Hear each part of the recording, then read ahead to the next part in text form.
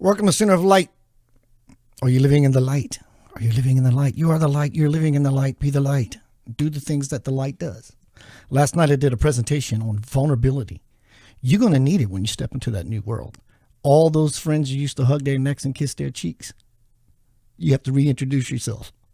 What have you been doing during lock-in? Have you been growing yourself, getting to knowing yourself? Are you expanding? You got to introduce that to your loved ones you hadn't seen in 5 months. Vulnerability. You have to peel yourself open, become naked. It's going to feel like that when you get back and meet all these people and hang out. Vulnerability is such a powerful aspect of spirituality, of your everyday life, in fact. There's nothing that's not spiritual. Become vulnerable. You got to let that you out. You have to go in to get the you to pull it out and be it in and out, roundabout, without a doubt. Tonight, I have a wonderful guest. She interviewed me, I think last month and a half ago, on her phenomenal platform on YouTube for Homecoming Crossing the Bridge to the Soul, my new release. If I'm not mistaken, it is bestseller and went number 6 in the UK. It's still holding charts. It's an up and down numbers game, so you got to keep pushing and pushing and pushing and pushing. I'm content. I'm happy just to be with you. Center of light, center of divine unfoldment and reinforcement. Strap in all my brother and sister astral knots as we launch for inner space. You got what it takes to go the distance. There's a big line, big difference between possibility and reality. You have to be daring. You have to want to step that first step. That's all it do. Step at a time, step at a time, step at a time. Let me tell you about my guest today. I got new technology, so everything's moving around a little bit. Tonight, my guest is Silvia Isachsen. She is the author of Downloads from Heaven, host of a spiritually enlightening YouTube channel, and a course creator teaching people how to show up and share your gift online. Everyone, I'm going to post her link again. We're going to get down to some Center of Light radio beeswax. Welcome, dear. Hi there. Thank you, Keith, for having me on your show today. Thank you for being with me. A couple of questions I usually ask my guests, and I want to do this with you. It seems appropriate. How did you get in all this nonsense? Because it ain't what is sensical before we walked into this path of all possibilities, learning things about ourselves that go very deep. How did you get on this road, dear?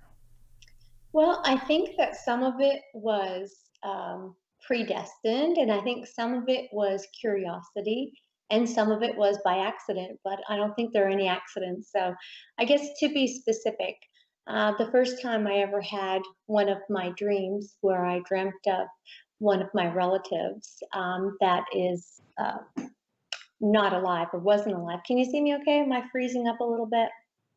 Okay, cool. Is really where it started. So I dreamt of my grandpa, and he came to visit me, and I knew it wasn't a dream even then.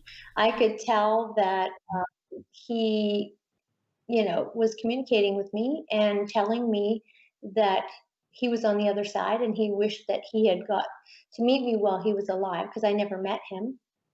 And are you with me? I'm sorry, my screen's doing a bunch of stuff. Anyway, so that was my first part of the journey. And then the second part of the journey was because I felt that I didn't really understand why life was tough, so to speak. So I went on a journey to seek for truth.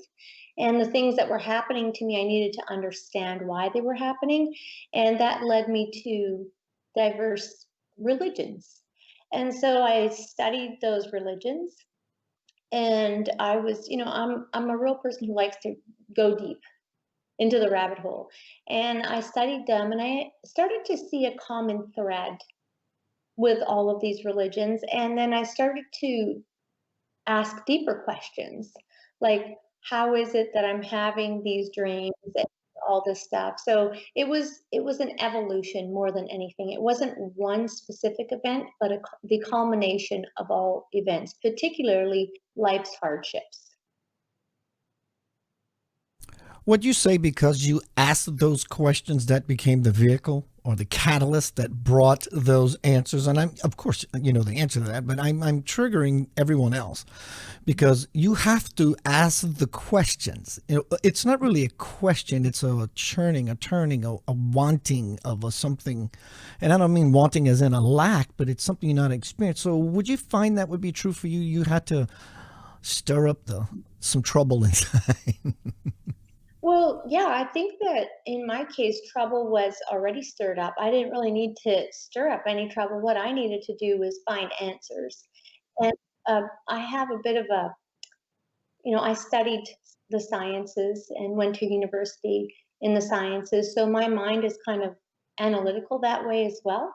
So I needed to understand, well, why did this happen? If that happened, why did that happen? And it kind of went, yeah, I guess I had to ask those questions. But I don't think I personally initiated, perhaps karmically, but not consciously on this level, the obstacles that I had in front of me.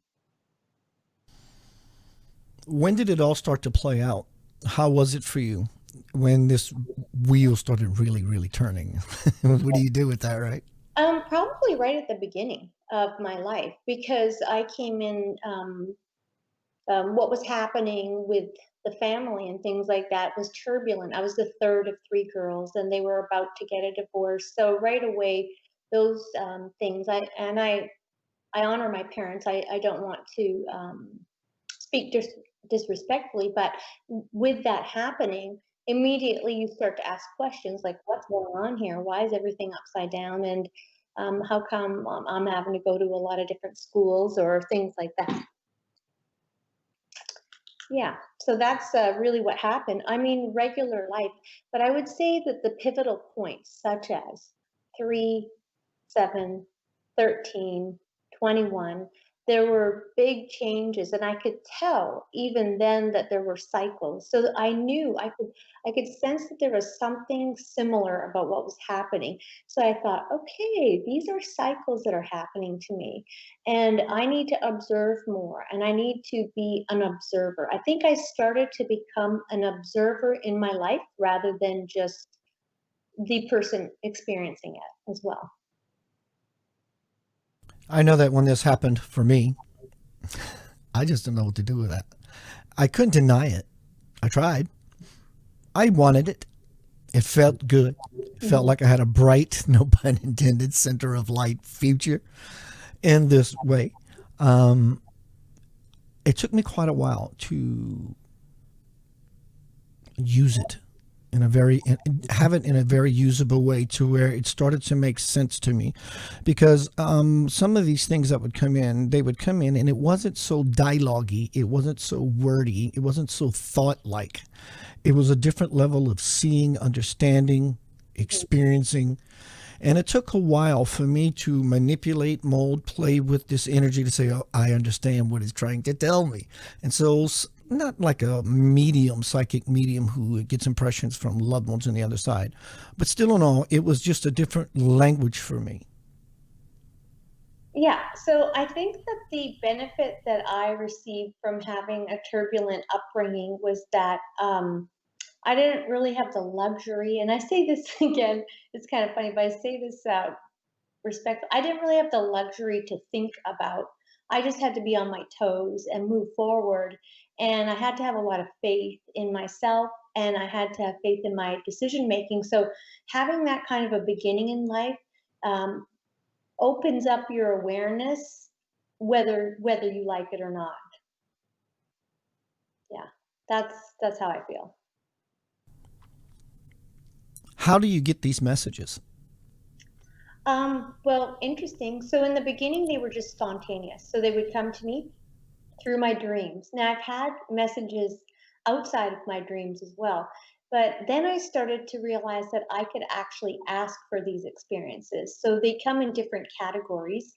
Some of them are lessons for me, where they are spiritual lessons. Others are where I'm traveling and astro traveling, just like what you talked about at the beginning of your show. I was watching the pre-video stuff. So I was astro traveling. And other is like, for example, I'll dip into other lifetimes. I had one just last night. And so I feel like when I'm sleeping and when everyone is sleeping, I feel anyone can do this if they focus on it. And I think the focus is on doing the inner work, the inner engineering. I see that when I look at the landscape of humanity, we all have a certain vantage point. And from my vantage point, I can clearly see now that frequently we get stuck in circles, like a vicious circle, and we believe certain things, and it holds us back from having things like spiritual dreams or meditations that reveal the closeness to God. So there's a little bit of work that we need to do to connect. Some of it is spontaneous, and a lot of the spontaneity is when I'm most at peace. So it's not necessarily when I'm asking for and I'm in a panic, but when I'm actually in a more peaceful state. Like you, I become very aware when I sleep. I actually wake up. When I go to sleep, I wake up. And Mhm. I can plug in anywhere that I can. And I love that you use inner engineering because I think you're a Sadhguru fan. Yeah, fan to use the Yes, word. I am. I just love that gentleman. He's just Mhm. so awesome. Mhm. He's good. He So has what? Go ahead. different insight. He has some different insights. That's what I like. I like Yeah. his rebelness and the fact that he doesn't claim to know everything, but seems to be certainly wise. So you were going to say? When these messages come, do you hear them? Do you feel them? All of the above? Do they sound like thoughts in your head, like someone's just simply whispering in your ear? Or is it these impressions? You said they happen spontaneously, but can you sometimes tell when one's coming on? Are you getting, oh, this is during sleep. Do you have these as well during the day? Well, only recently. So I made some deliberate choices in my life, and my life has been wonderful for the past, like, I want to say 20 years. So it's great. And I'm happy to announce that. But what I did recently is chose to move somewhere where I know is very spiritual.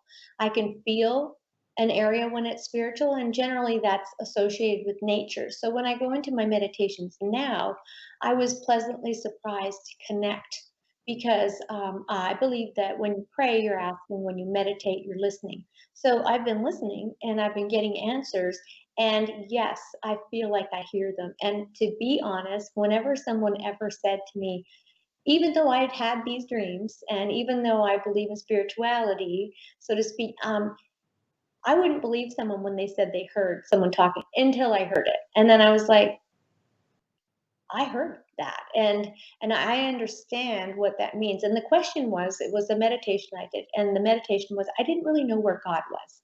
So I wanted to believe in God, I wanted to have faith, so on and so forth. However, in my heart, I had a question, and here's how it went, if you're interested. So went into the meditation for something different, and then I heard God speak within me. And he said, I'm going to answer a question today that you're not asking me. It's actually not on your lips, but it's on your heart. And I was like, whoa, like that's not something I would say. I knew that what I was hearing was not something I would say. And then he said, you wonder where I am. And you look for me and you don't know where I am. And I said, you're right. And this is in my meditation. And then he said, you can find me in the beating hearts of all living things. And so I promptly said, I don't really like I'm not that close with people and I hold people in arm's length away. And he said, exactly. He said, all loneliness, and again, I want to qualify. I'm not a psychotherapist, I'm not a counselor, but this is my message. All loneliness, anxiety, depression stems from not feeling connected with God. And from what I understood in this particular waking message, was that I was going to find it in people. And I'll tell you what, I was surprised because that's not where I thought I would find God. I thought God was somewhere else. And I thought, oh, wow, that's just not a flattering freeze frame. I don't know if it's freezing on your end, but anyhow, I thought I was going to find God in the sky. I thought I was going to find him in a different dimension where I still feel that God may exist. He, she, God, the source. However, I was shocked to hear that I would find God in the beating of hearts of all living things. I'm a real animal lover, so it was I could see and I could find God in loving animals, but human beings through earlier life, I learned that sometimes not always trustworthy, but guess what? You can actually cultivate God in other people by having deeper relationships, more meaningful relationships, more caring relationships. And therefore, that's what I've done since that point. And guess what? I found out that I feel more satisfied and loved, and other people feel that way. And that's how you cultivate God, I believe. I believe that you can also cultivate God in people and friendships. I saw a post yesterday come through my stream from, oh, it's a memory of mine. I posted it last year, so I posted it again. From Satya Sai Baba. Hmm. He says, love all men till you find God.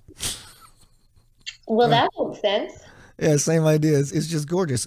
And Sylvia, I have, and I still do, well, before lockdown, when I would go into the public or social environment when I play music or something, and I'm just being introduced to someone for the first time, I literally find something that is the light in them, be it their voice, their dialect, a pendant around their neck, a perfume, physical beauty, whatever it may be. And I begin to hyperfix and hyperfocus and start to massage that aspect. They don't know I'm doing this. And Hmm. I literally, in the front of my face, see God walk right out of them, right there in front of my face. It's Amazing. because I'm looking for it and I begin to move into that experience of wanting it. That same wanting idea when many people get in this scenario like, okay, my ass is kicked. I just seriously need to hear your voice. And it's not just the words. You got to come from the space inside. You got to come from the space that you're expecting to be with, the divinity you're expecting to be with. You have to call from that space because if the divine is not your number one, the divine, for it to yield, has to be your number one priority. Hmm. That's kind of the space you launch yourself from. Yeah. Hmm. That's why I see spirit come out of these people by me hyper focusing on a ring or something like that. And it makes even strike up a conversation. Oh, you're looking at my ring? Well, I am. Oh, my grandfather. We go to this other arena, which is they can't wait to tell you about this quality, this beautiful quality of theirs. Well, that's very lovely of you to do that. And but as we walk around and you're in a city or you're in a town or a village or wherever you are on earth, particularly in cities, I think there's not a lot of communication that happens. And I think that the message that I received was that it would really benefit cities, people, societies if they could connect on that level. It is, I know what you're talking about, and I think I'm naturally inclined to be that way. I always want to see the best in people. But really, if I really dug deeper, there was a reservation. And I probably thought that was the last place that I was going to find. Besides my lovely marriage and things like that, I didn't really think that that's where I'd find it. And so I'm pleasantly pleased because there's how many billion people? 7 billion people on Earth, 7 billion opportunities to connect and to grow and to feel happy and love and joy and all those things. When this happens to you, when you have these messages, do you feel like you're connected to a highway and that's your information? Does it feel like you have psychic abilities or no psychic abilities? You just have this definite connection and it's not that. In other words, when you go out in public, are you sensitive? Yes, absolutely. So every time I walk by someone, and I came on your show because I feel that you are very, how should we say?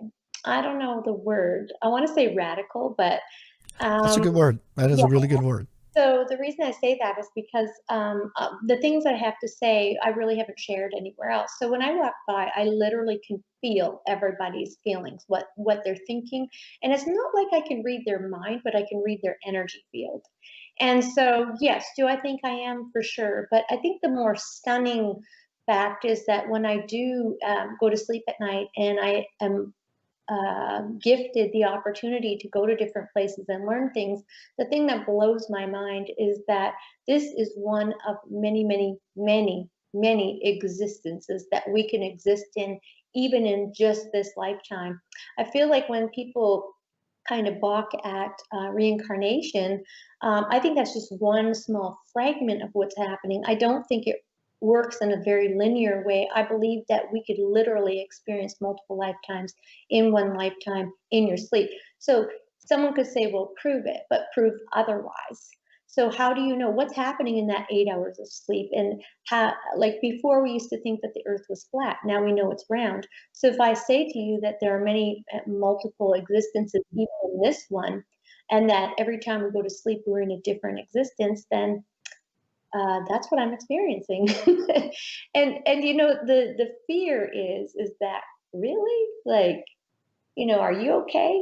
And what that is they said that to Galileo too. They asked him to leave. Didn't he get exiled and by the Pope because he was bringing up radical things like the Earth was round and that the Earth wasn't the center of the universe and that the sun, so on and so forth. So I'm saying that I think this existence is way more, but we're hyper focused on this lifetime. We're fine tooth combing it so that we can understand ourselves and learn from ourselves and not get caught up in the knots. Like when you take a comb through your hair and you don't get caught up in the knots. There's so much to learn and there's so much to be and exist. And with the information that they've given me through these downloads, I only put some of them in my book. I'll probably come up with another one because I wanted to make sure people could absorb them. But lessons, for example, human lessons on humanity, on worthiness, on love, on selfishness, on all those things. Then there's also the ones where what the universe is composed of and how it functions and the principles of that. So those dreams are that diverse. And some people have challenged and asked me, well, that's a dream. That's not really happening. There's a distinct difference. Even me, who I have a lot of dreams, I can tell when I have a dream and when this stuff's happening. And it's consistent. Like, for example, I'll go to a classroom and there'll be 100 people, or I'll go on a vehicle where we're going to discover and explore places. I can tell something's going on. For example, I'll say, well, wow, like this isn't a dream. This is even in my dream, I know that is not a dream. That's a major step right there.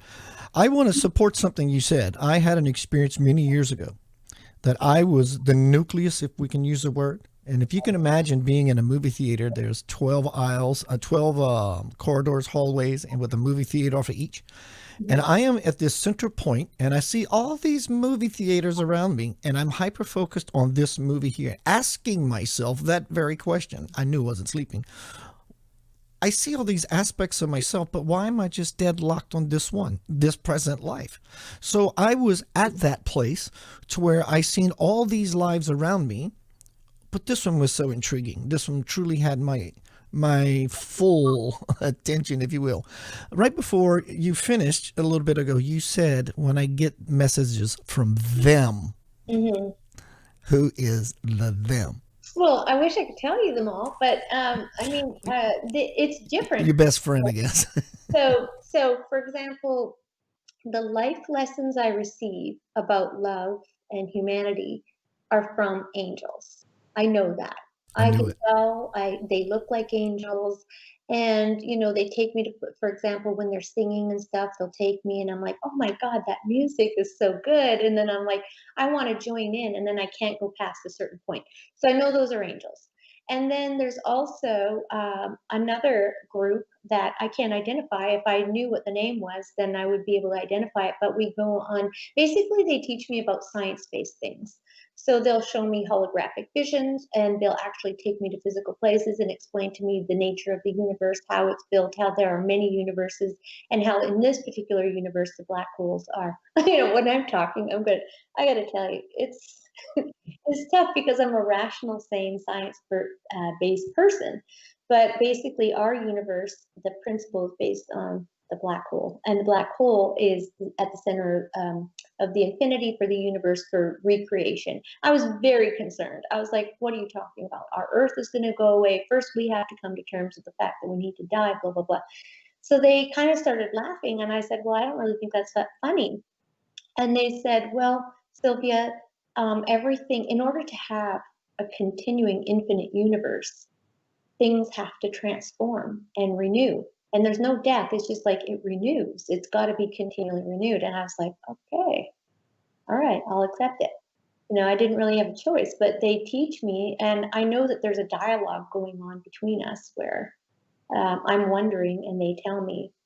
Another example was one of the dreams where I ended up writing some anatomy and physiology books.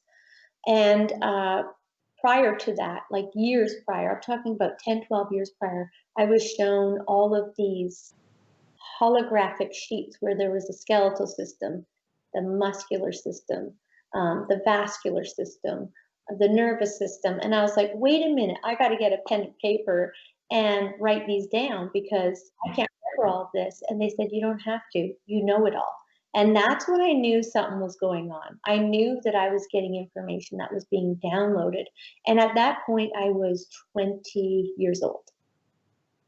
Yeah. Wow. Yeah. And so I was like, okay, something's going on and I can't control. I never have felt scared. Correct. The only scary dream I had was one lesson that I had that they taught me. And that was, gosh, I'm telling you all the stuff that's highly vulnerable to me. Follow suit. That's what that's how I led into the show. Love it. So this is hard, I think, for people to wrap their heads around, and I'm going to say it anyway. So they showed me I had a dream, and this is the only scary one. And I need you to know, out of hundreds and hundreds and hundreds of dreams, this one was pertinent because it had a very powerful message. So I was thrown up in the air by a force, and I couldn't see the force. I didn't know the force. I just knew it was force. And as I was being thrown up, I could see it was a super dark cloud, huge, powerful. And as I started to go towards the ground, I thought, well, I'm just never going to make this fall because, like, that's way too powerful. I know in physics, even like without knowing this about physics, I knew that I was going to hit the floor and die. And just before I did, an angel came and spoke to me and said, today you're going to learn the lesson of evil. And I was like, oh, okay. So she said, do you know that cloud? I said, yes. And she said, well, that is the contribution of all humanity and all of their thoughts that are negative and ill-intended. And they accumulate like a cloud accumulates. And then the cloud goes around and goes into and rains into people who are susceptible and open. And that, in other words, the collective message I received was that we shouldn't be negative, think negative, or have ill intention because, not because you're going to be bad or good, but because this collective cloud, it's indiscriminate. It just will rain on anybody who's susceptible. So basically, a lot of people say, well, how come bad things happen to good people? And yeah, you could say karma for sure, but also karma is highly linked to energy. And whatever energetic vibration that you're carrying in your lifetime is going to attract that. I mean, just by the laws of energy. So to end that dream, basically they were being nice about it and saying, look, you and the rest of the world ought to think about this because it's not possible for those things to happen unless you're contributing to them through this energetic push up of bad energy. So that was that, and it's intense, and there's a lot to think about that because we always want to make everybody else responsible for what's happening. But when you have a susceptible child, person, being, man, woman, who then is receptive to that energy because they're weak in some fashion in their energetic field, then yeah. So again, I just want to reiterate, these are my conclusions, and you need to use your own mind, body, and spirit to interpret your own life. And for me, the message is be good. Why? Because if you truly do care and love yourself and everyone else, then you're going to be responsible with your thoughts, deeds, and intentions. Boom. So that's the end of that one. Wow. Though, I love that you said, that's your experience, but I have a lot of the same experiences. So I would think, hope, that the very thing that binds us all together, that common thread, there's commonalities in your experience that crossfade into mine and mine into whose and whose into whose. But there's a twist on it for everyone, being in your personality, your level of perception, your level of awareness, your level of judgment or the lack thereof, which I would suggest, as well as I'm sure Sylvia would. And so when we are good to each other, like you're saying, we understand power.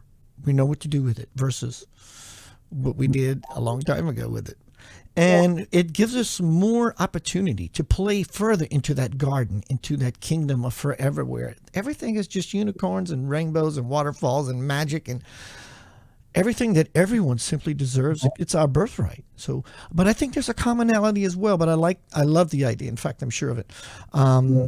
Everyone just simply being different. It's going to yield a different response from the universe, depending on who you are and how you are with yourself. Lovely.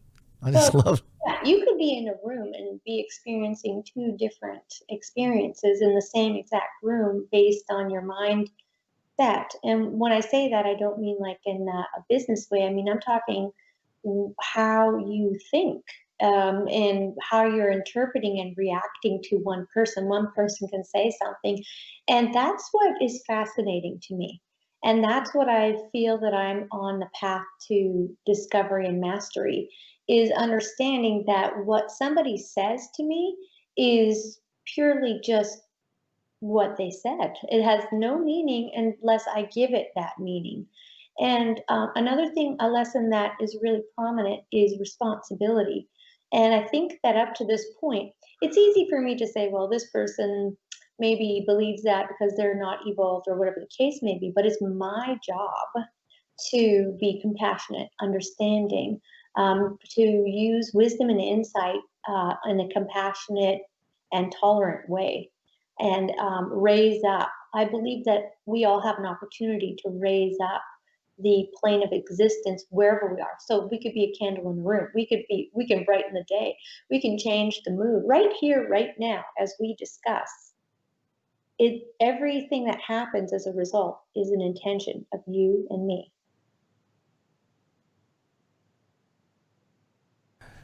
So who are we to say what true enlightenment is and what it looks like?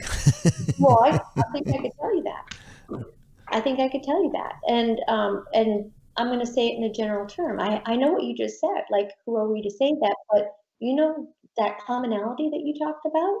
When you feel joy, love, peace, all those Pollyanna things that people think are Pollyanna, when you feel safe, cared for, secure, and I'm not talking about bored, I'm talking about safe, just like good, happy, authentic, genuine. Look at me there. Then you know that you are in that space. Then you know we all have that. I can tell you what, we all want to be cared for. We all want to be loved. We all want those things. And if we don't, it's a result of some abrasion that we've experienced that has generated fear within our life. So there is a commonality. There is a way to say, what is enlightenment? If you ask any yogi, not that I'm an expert at yogis, but I'm sure the first thing they're going to say is just peace. That is enlightenment. Like authenticity, peace, no effort, easy, flowing. I use the same gauge. You must have bought it at the same store I did. I use the same gauge. Joy is my compass. Joy tells me how well I'm doing on this path. Everyone wants joy, even people who are miserable. Some people are joyful being miserable. So joy is the umbrella. It's the shelter. Everybody's looking to feel and to feel deeply. Eat right, wrong, in, out, good, bad, hot, cold. Doesn't matter. Everyone wants to feel, and we all want to feel deeply. And if it requires someone doing something that we would call not cool, it's cool to them because through this way they get to feel. So I think that when we hit the mark of what real feeling is, I think it's very, very subtle. I think it's definitely not dense. And if you dense and hard or heavy on yourself, it's going to be a little tough, or it's going to be real tough to be able to feel those feelings of the simpleness it requires to have it be a part of your reality. Yeah. I have a solution for myself, and maybe someone else could I love it. dig it. So what I do every day is I try to be my authentic self, because I am 100% certain that at the core of this, whatever kind of, I wanted to make an analogy of like one of those chocolate candies with the core part. I know that God exists there, and I know that if I am being my authentic self, because in my authentic self, I am not trying to be better than anyone. I am not, when I'm that person, when I'm speaking from the flow of my heart, and my stomach is at ease, and my arms feel good, and my chest feels, I know I'm okay, and I'm that's what all I need to do. As soon as I start to feel uptight, I'm like, okay, let me reevaluate here. Something is like driven by something else. Yeah. So that's when I know, when I feel authentic. So every day I wake up, be authentic. And it's not as easy as you think to be authentic, because you're constantly trying to live up to the different value systems that are around us, and even standard ones that make it easy to live. Your ego gets pushed, and it kind of comes out and shows its fingernails, and I try to calm down about that and just say, okay, how is that going to help the person? Really think about it. If somebody ticks you off and you're in a shopping lineup and they're being a real, uh, whatever, and how is it going to help if you're angry at that person and that you generate the anger? Then that person goes home and gets angry at their whole family, or you know what I mean? It just doesn't work. If you really want a good world, you got to make it happen. Yeah, it just snowballs. It doesn't go anywhere to continue the same thing that might have been slung at you. And I love the fact that not only that you said it, but you truly deeply recognize that. When someone says something to you, it's just utterances. It's just it's gobbledygook. It's just vibrations. Now, what it does when it enters the ear canal, tickles those little hairs reeling there, and your mind gets to going. You could say a certain word to a friend, and they're okay with it. They start laughing at you. You say it to a stranger, it doesn't work so well. Yeah. So it's, really, if you listen without judgment to someone who may be slinging mud at you without thinking of a retort as soon as possible, or even to interrupt, you will listen to another language. That language will actually tell you why they're hurting, where they're hurting, Hmm. when it happened in their life. Because you're not thinking of stuff to say in the monkey, ooh, ooh, he wants what he wants, and he wants what he wants. But to just simply absorb and take this brother or sister in, Yeah. nurture them.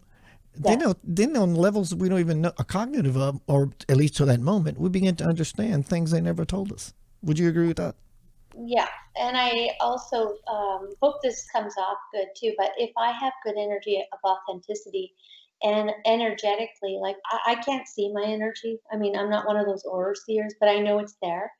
And if I can keep my energy good, maybe they can pull some off me. You know what I mean? Like maybe I can influence in that way. I think along those terms of how much good can I do in a day before I start to before I need to go home and recharge. It's like, that's how I look at life. Everyone, Keith Anthony Blanchard here, Center of Light Radio, Tuesdays and Thursdays at 7 p.m. Central Daylight Time. Today, my guest is Silvia Isachsen, and we're speaking about her book, Downloads from Heaven. I just dropped the link again in the forum for those. It's there as well, YouTube. Make sure you go stomp all over her work and make a big noise. Let her know you're checking into her, seeing what she's doing. Do you Yeah. have a book? You have another book inside of you, obviously, or you probably Oh yeah. Right now, I'm really focused on the YouTube channel because I think that video is very compelling. I think that video not only has, like, I like books, no doubt about it, but video has a very immediate impact, and you can feel the vibration of the individual. What's going on there? You can feel the vibration of the individual through the video. You can get really good at that. You can actually pick up right from that person and learn things from it. If there's any questions, I'd be happy to answer any, or if there are any topics or other questions from you, I'd be happy to answer them. Is there a link that you can provide, an email contact? So is that the kind of questions you mean, or you mean ask questions on the videos themselves in the comments? I don't know how much longer we have, but I'd be happy to answer any right here from the audience if you could see any. Fantastic. Anyone in the audience want to bring forth a question? Yeah, I know that they're watching.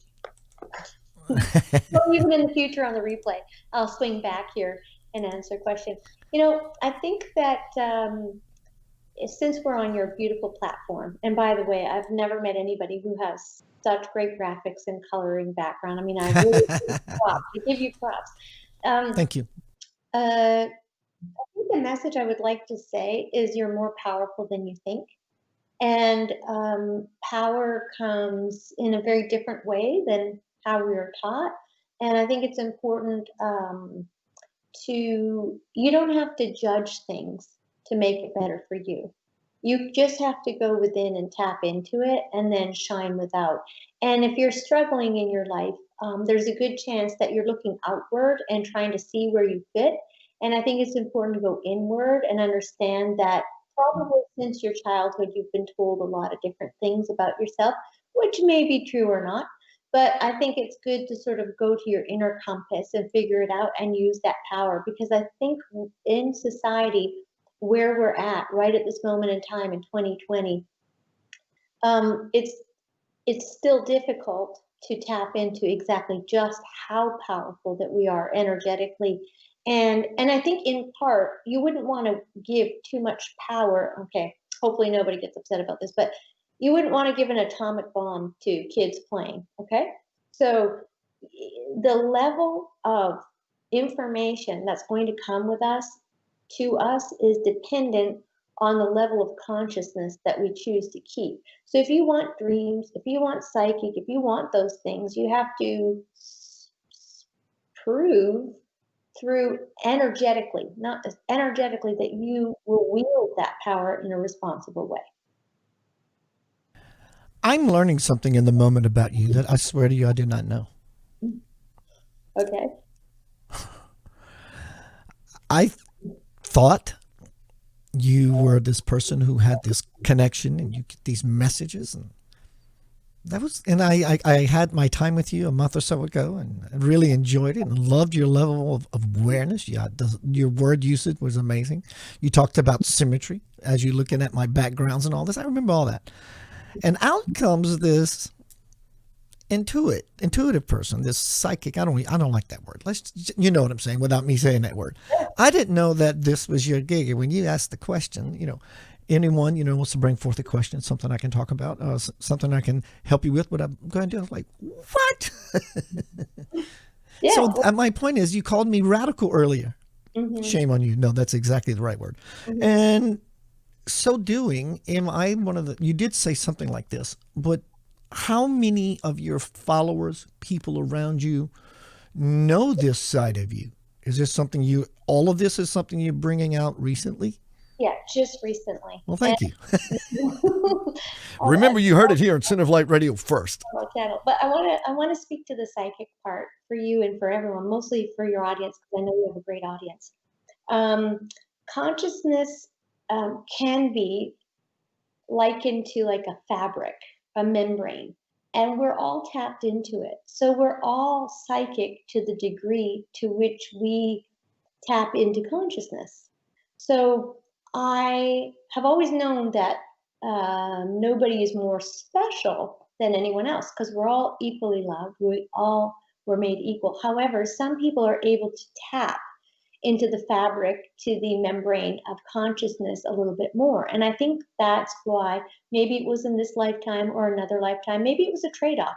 Maybe it was like, hey, have a real tough time in the beginning, and here we're going to give you this as a trade-off. I don't know. I think that has something to do with karma, but I know that deep in my heart, I've been asking a lot of questions. I know other people do.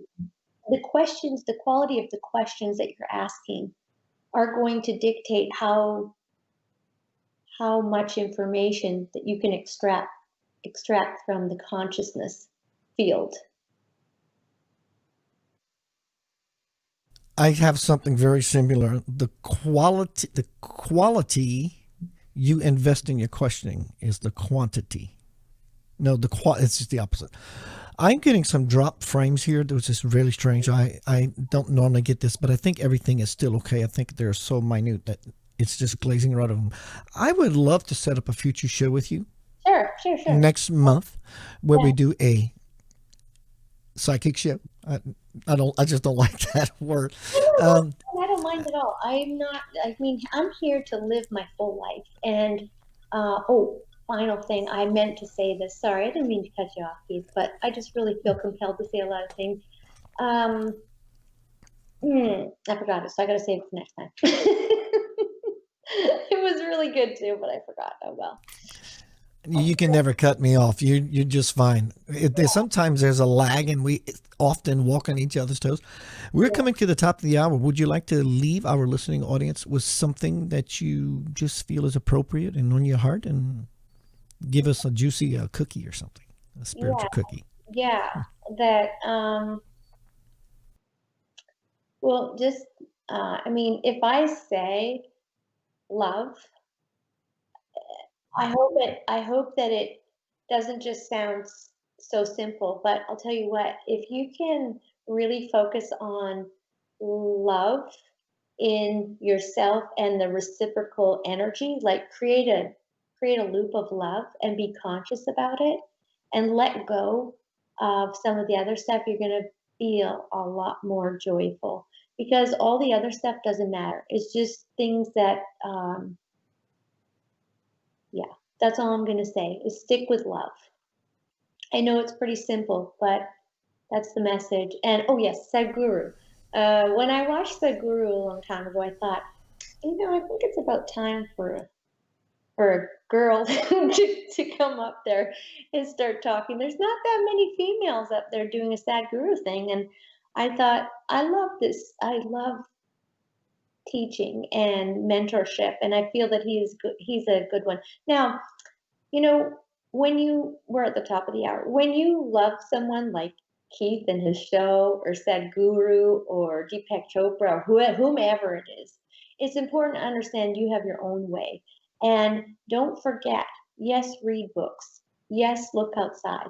But don't forget that you also are your own guru. You're your own master. You're your own person that can tap into God and the rest of the universe. Wow. I really enjoyed my time with you, dear. Ooh, I hope we can talk again.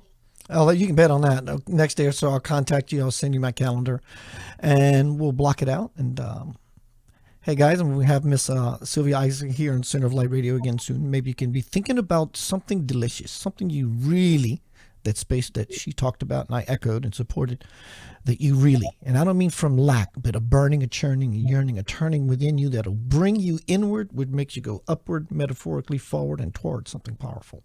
What is that one thing that you would like? That would be such an amazing show. I might have to sit back and think it's something that I'm simply missing and been yearning for. Thank you, dear. I really enjoyed my time with you. You too. So long. Everyone, Silvia Isachsen, we've been speaking about her book, Downloads from Heaven. Keith Anthony Blanchard here. Thursday night, 7 p.m. Central Time. My guest is going to be Nakula Doss, and we're going to be speaking about sexual kung fu. Let me do that. I'm learning this crazy technology. I love it, though. Nicola Das. We're going to be speaking about sexual kung fu. Yeah! I look forward to seeing you there. Then, enjoy your evening.